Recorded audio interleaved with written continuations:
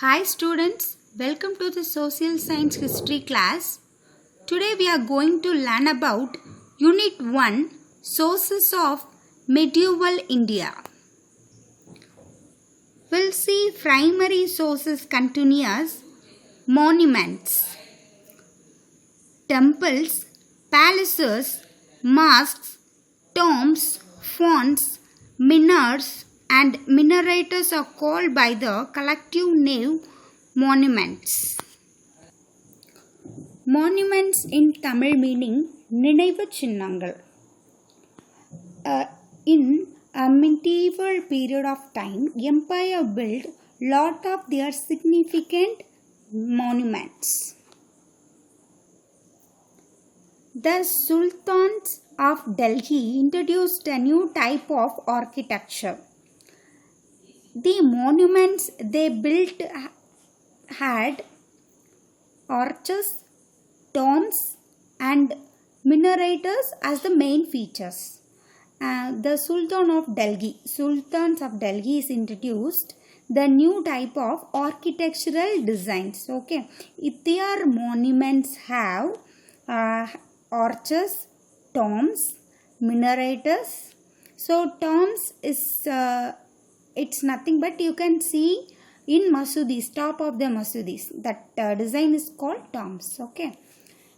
So they build very advanced and new designs, architectural designs. Okay. The inscriptions in these monuments contain rich information. See the inscription we know in Tamil meaning kalvattukal. Is these monuments contain rich information. So rich information which can be used to construct history.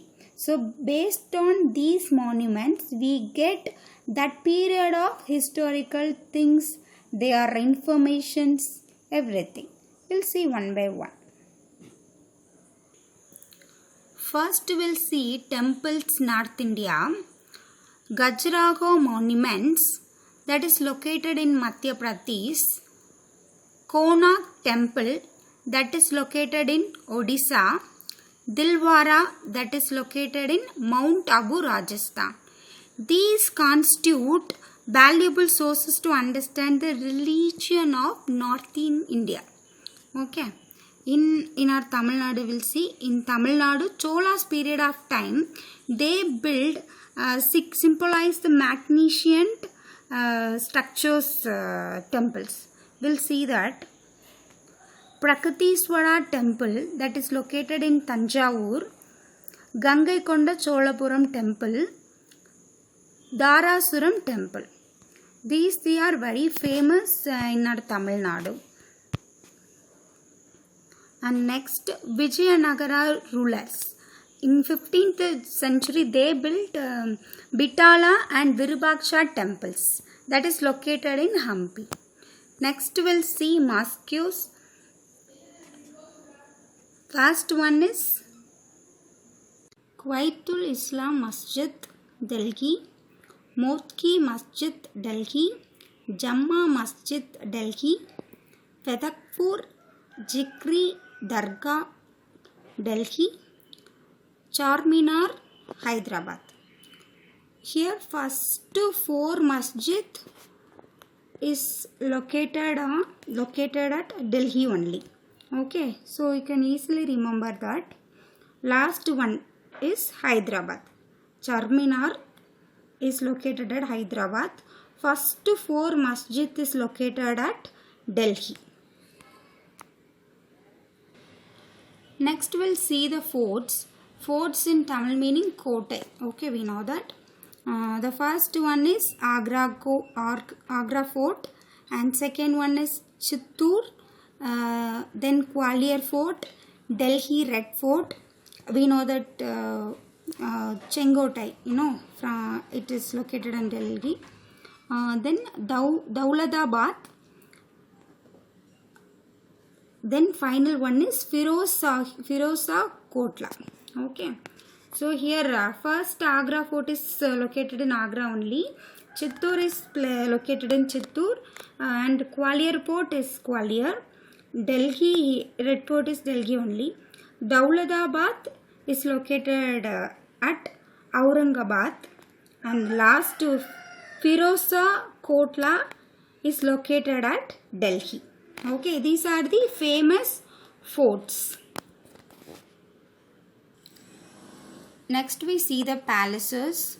In Rajput dynasty they made palaces. So first one is Jaipur Palace, that is located at Jaisalmer. Okay, and second one is Jodhpur Palace. These two palaces very significant palace. So both are located at Rajasthan only. Actually Jaipur Palace is located Rajasthan, Jaisalmer. Okay, and the other structures, the first one is Qutub Minar and Alai Darwaza. Okay, Alai Darwaza. Qutub Minar is a famous building. Alai Darwaza is also the building only. And then the final is the tombs of Iltutmish Balpin.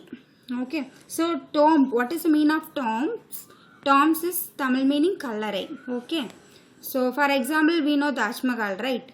Taj Mahal is a Mumtaz tomb, right? It's made for his wife. Shahjahan is made for his wife. So these are the other structures and palaces. Next we'll discuss about coins. Coins, this is a final topic of primary sources. Okay. The portrait and the legend on the coins convey the names of kings, which their titles, events, places, dates, dynasties and royal emblems. The composition of metals in the coins gives us information on the economic condition of the empire.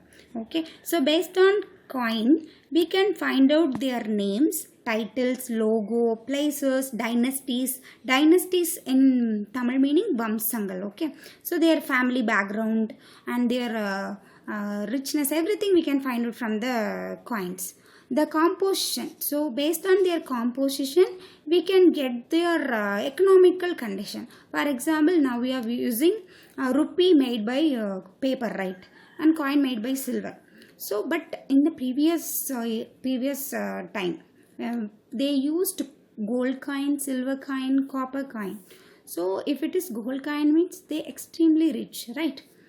So mention of king's achievements like military conquests, territorial expansions, trade links and religional faith can also be find in the coins. Okay, for extra additional we can get more information, that is their military successes and territorial expansions and their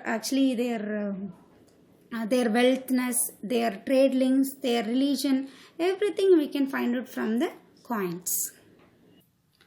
Already we've seen some information about coins. Here are some additional information and different empires and their coins. Okay, Muhammad Ghori had stamped the figure of goddess Lakshmi on his gold coins and had his name encrypted on it. Okay, Muhammad Ghori, he's a Turkey inverter. Okay, so he actually released the gold coin, his period of time. In that gold coin, Lakshmi figure is there. So here, Muhammad Ghori is a Muslim, but he didn't see any secular thing. He's actually used the picture of Lakshmi. He gave the respect of the Lakshmi thing. They didn't see any secular thing, religional thing. Okay, that is actually very good thing in that period of time. They didn't see any secular thing.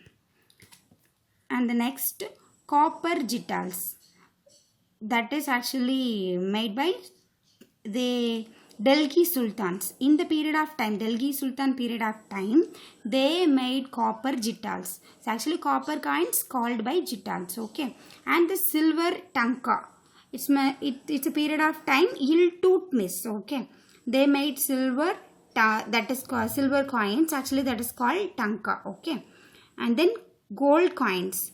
Alauddin Khilji, that period of time they actually released gold coins. Okay, and copper token currency. Muhammad bin Tughlaq, that period of time they used copper token currency. Okay, here see the pictures, that Lakshmi gold coin of Gauri. Okay, here is the a jittal contained 3.6 grains of silver. Okay, and 48 jittals were equal to 1 silver tanka. It is 48 jittals copper coins is equal to 1 silver tanka. Okay, that is they give us. Thank you.